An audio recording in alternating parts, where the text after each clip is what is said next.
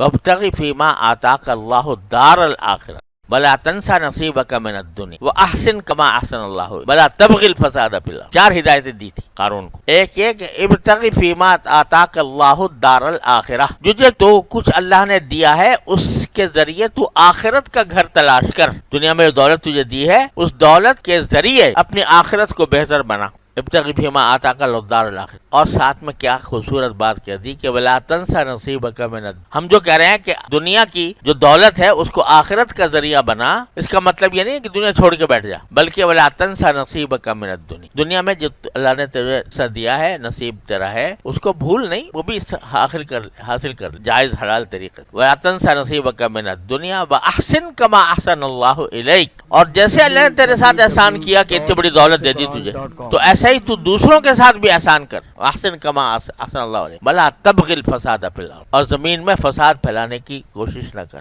یہ اتنی ہدایت، اگر یہ 4 باتیں آدمی ذہن میں رکھ لے اپنے مال دولت کے بارے میں کہ یہ مال جو کچھ ملا ہے مجھے آخرت کی تیاری کے لیے ملا ہے. میں اور لا تنسى نصیبک من الدنیا، اس کا مطلب یہ نہیں کہ کھانا پینا چھوڑ دے، اپنے اہل ویال کو بھوکا مار دے، بلکہ لا تنسى نصیبک من الدنیا. لیکن جیسے اللہ نے احسان کر کے تجھے دیا ہے تو دوسروں کے ساتھ بھی تو احسان کر.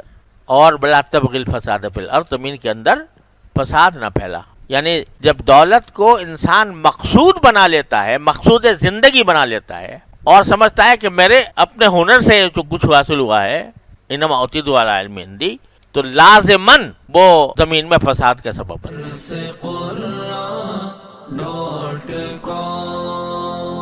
www.dasquran.com